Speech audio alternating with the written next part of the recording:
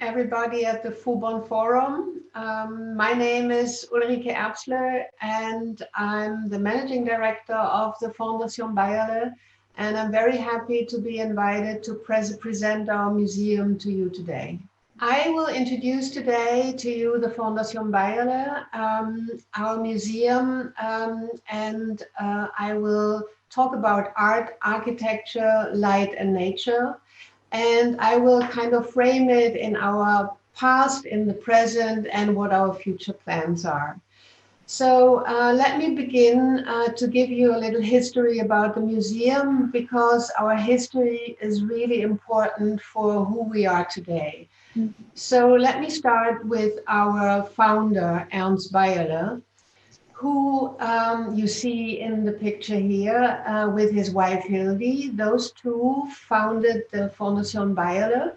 And Ernst Beyeler was actually one of the defining figures of the Western art world in the 20th century. He was an art collector, but he also was an art dealer. And he was the co-founder of Art Basel, which today is the most influential and important art fair in the world. So during his lifetime, he actually collected the important and influential artists of his time, of the 20th century. He was basically also friends, and he knew a lot of those artists personally. He knew Picasso, Dubuffet, he collected Monet, Cézanne, but also the American artist Rothko. And so over the years, he brought together a collection of about 250 artworks. And when in the beginning of the 80s, he was asked to make a presentation of his collection in the Museum Reina Sofia in Madrid, the complete art world understood that this collection was an A-class collection which had museum quality. So when he thought about what to do then with my collection when I grow older, he decided to build a museum. So he was thinking about what kind of museum do I want, and got in contact with Renzo Piano, the Italian architect, which actually the Fuban Art Forum also is developing museum space, as far as I know at the moment. And Renzo Piano and Ernst Beyeler talked a lot about the perfect museum and the quality of a museum that really kind of gives light an important role. So they would go into the landscapes of the little village of Rien, which is next to Basel, where our museum is located in, and they would actually come to the solution and develop this museum, a home for the Beyeler collection, these first around 250 artworks. And what they thought about is that the museum needed to be really kind of blend into nature. It's a museum that thinks about nature as something that needs to be contacted also from inside the museum. So they developed a building that is 127 meters long and snuggles really into nature. And the specificity of this building is that you walk down into the museum. You don't have to look up to the art, but you walk down into the building.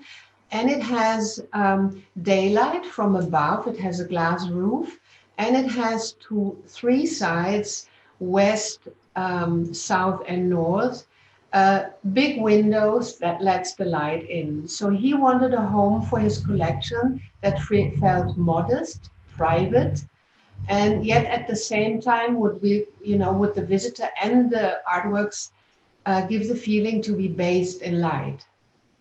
So here is a first view of one of our galleries with a Monet that you can see here hanging on the wall. And there are actually two Monets and one Rodin in this gallery, what you can see. And you can see that the daylight is coming in from above. and there's no other lighting that you can actually see there. And there is an anecdote around this Monet painting, which has 3 big panels that Ernst Beyeler, when he was still in his gallery, said, this painting is too big for my gallery, and I need a space where to put it. This is actually also the only painting of the collection that has basically an own room in the museum, which is not this room. It normally hangs in a different gallery, but I will show you later. So he built this museum for 70,000 people. And 23 years later, we are the most visited art museum in Switzerland. That's a more recent picture of how crowded the galleries are when we have a big exhibition going on. And we have now between 350,000 and 470,000 visitors a year. So we program the museum inside and outside. So when we have our year program, we think about what are the exhibitions in the museum, but we also think about how can we use the museum as a backdrop for concerts and have people in our park. So here's a concert where about 2,500 people are sitting outside. So the museum became much more successful than Ernst Beyeler ever imagined. But Ernst Beyeler was also very much thinking about architecture and nature. So he would think about the museum, as you can see here, how it snuggles into nature and kind of emulates historic walls that you see in the nature around Basel. And here you can look out into a poppy field, which is normally farmland. Here you can see beautifully how the museum is set into nature and how the daylight comes into the museum. The roof is out of glass, and there are, of course, blends on the roof that takes care that the sunlight will not directly go into the museum. But you can also see that the pond gives you the feeling as there is no division between inside and outside. The pond mirrors in the windows. And when you are inside the museum, the actual water level is at the exact same height as the floor you're standing in. So you always have the feeling, as you can see here, looking from the inside out, that nature is kind of inside the museum and outside the museum. And the idea was that there's always a direct connection. Here you can see the water lilies at the water pond, how clearly it's kind of connected to the museum. But we don't only think in art and nature, in architecture and nature, but also in art and nature. So in this pond, there is an artwork hidden of Philippe Pareno, and it makes the pond sort of vibrate. There is a sound installation, and when you are in the museum, suddenly the water would kind of start to vibrate. Another artwork at the north side of the museum, where there's also a terrace, where we can have events or readings or lectures outside the museum. There's another pond with the artwork of Thomas Schütte, a German artist. Or here in our gardens, an artwork of Ellsworth Kelly or of Alexander Calder.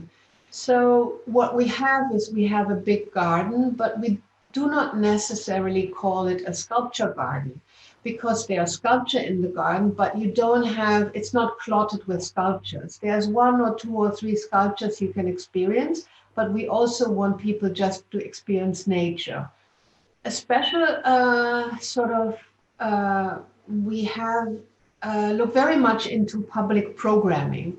So Ernst Beyeler was interested also to have big installations for a broad public. So he was very smart. Just when the museum opened in '98, 1 year after the opening, he invited Christo to wrap 137 trees around the building. So on the one hand, this was a sort of spectacular and fairy tale looking experience that was a fantastic artwork that reached out nationally and internationally.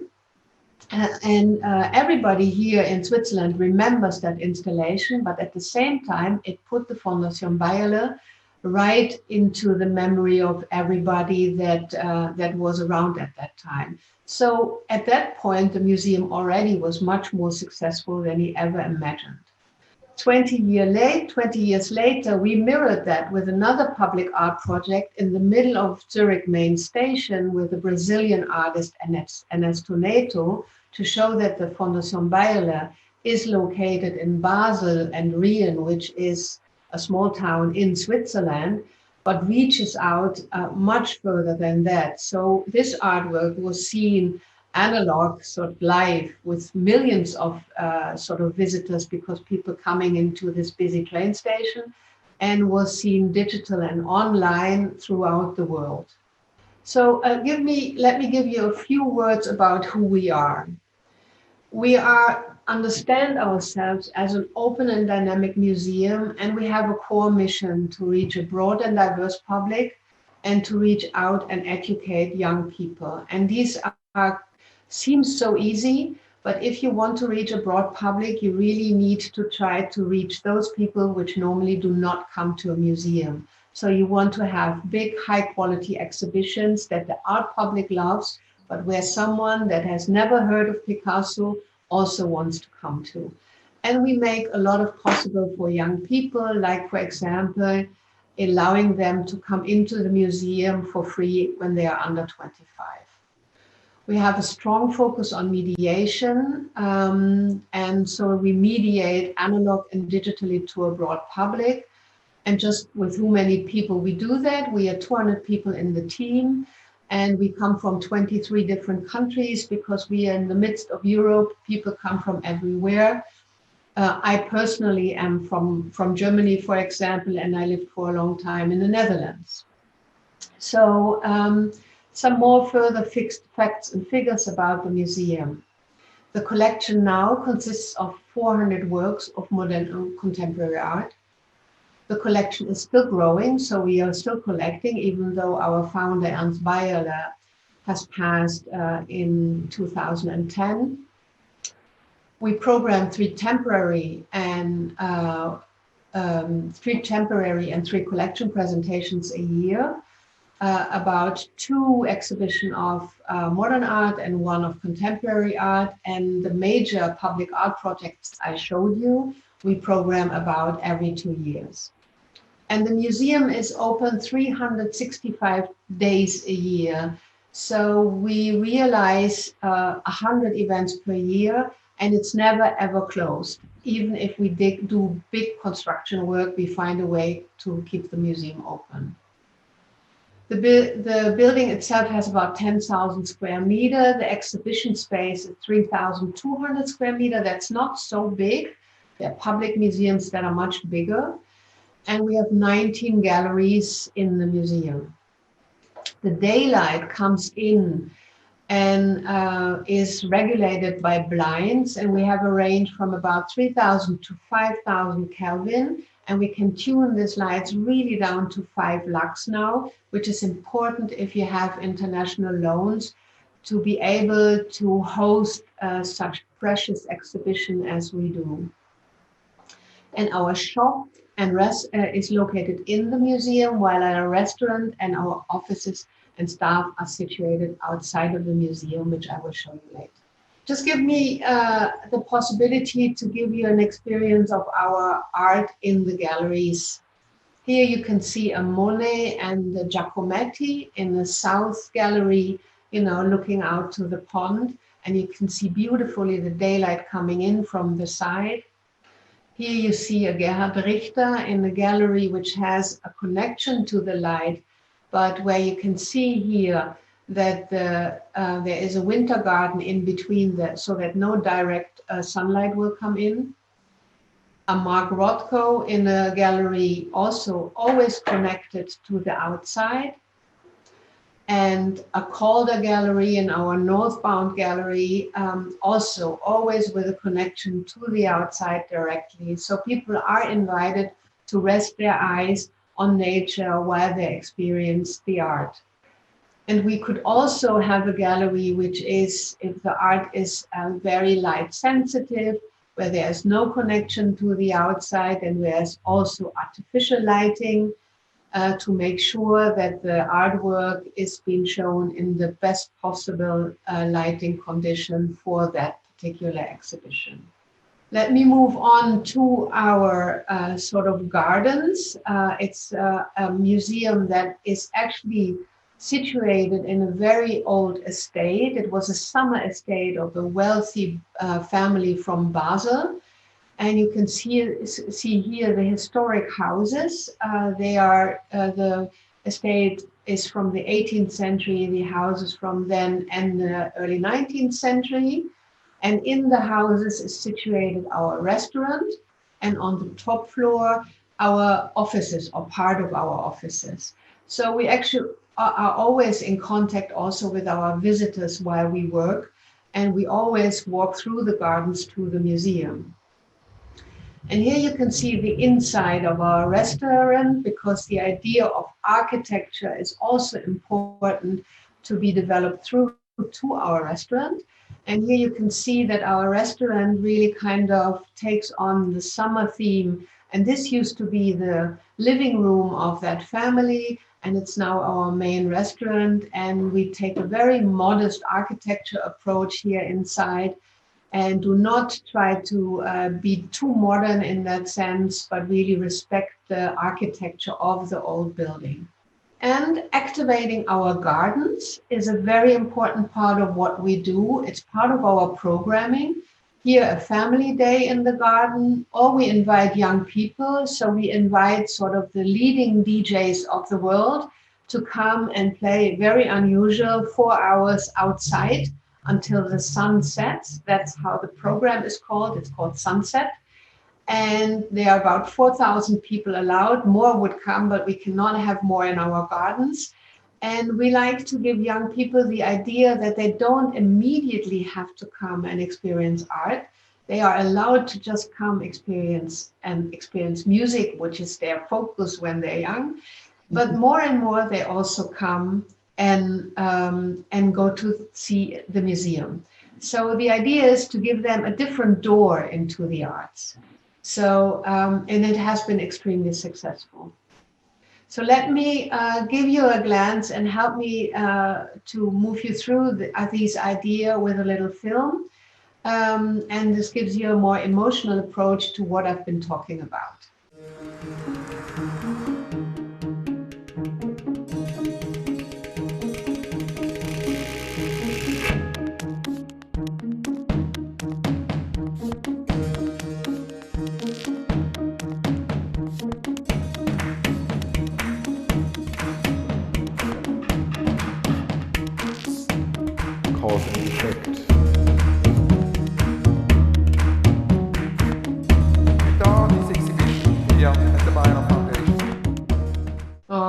So I hope I could give you a glance and a very quick view on our past and present, and could give you a feeling about who we are at the Fondation Beyeler.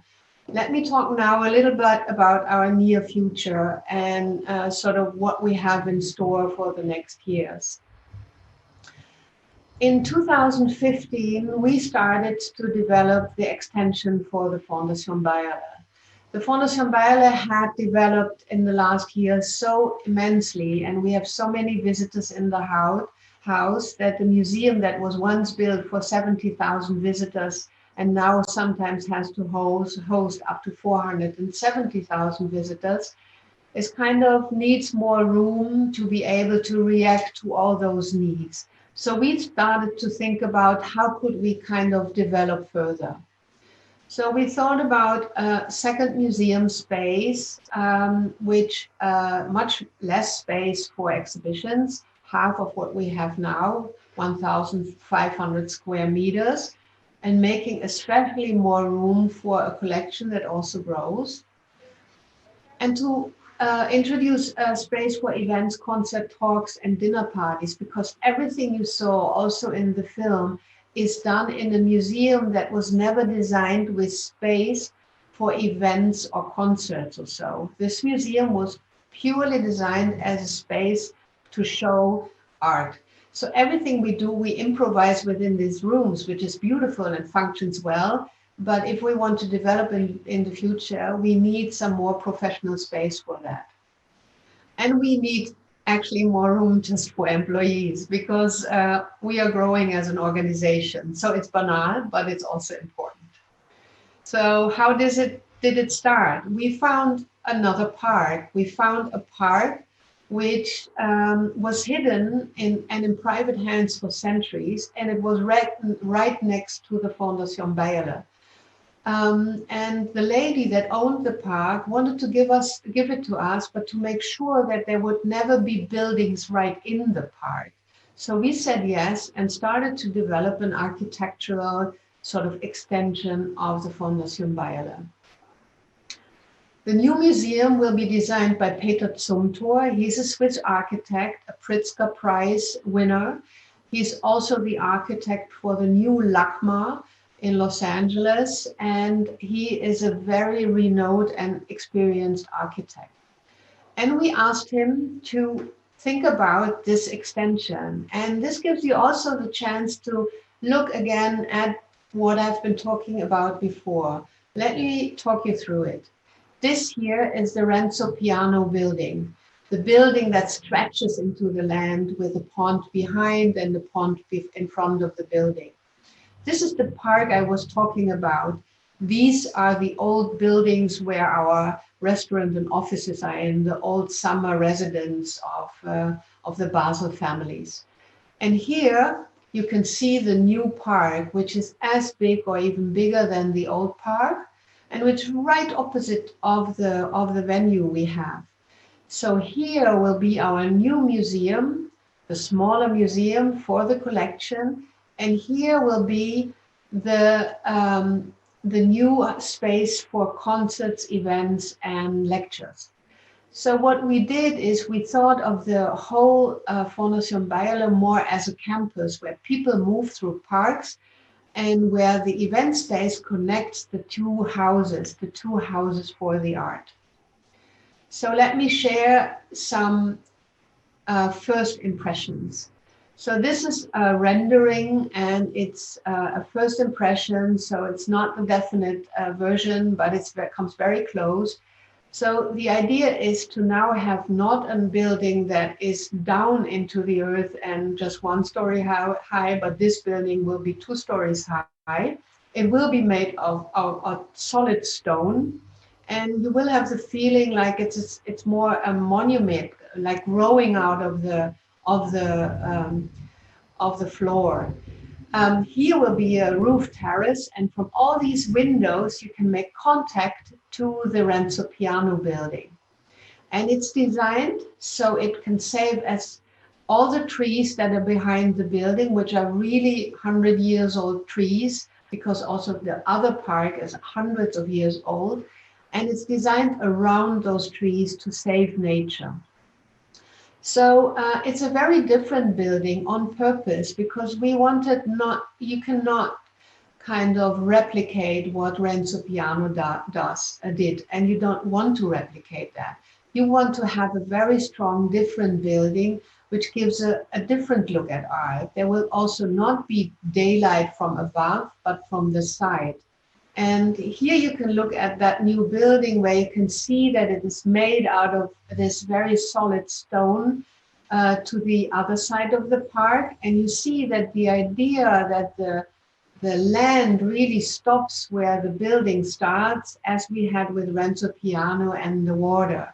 And it's the form of the building kind of is chosen so that, for example, this old ginkgo tree could stay and would not have to be removed. So here again, our contact and our idea of art, architecture and nature is taken very serious again. And here you have a look at this part of the terrain.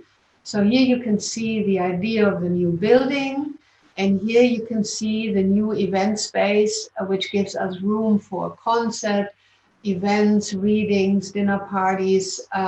and which will be open to the broad public over day. Nobody has to pay any entrance. So the idea is that people can move throughout the whole terrain if they want, and if they want to see the museums, they can walk into the museums, but they can only just spend time in the parks if they want to.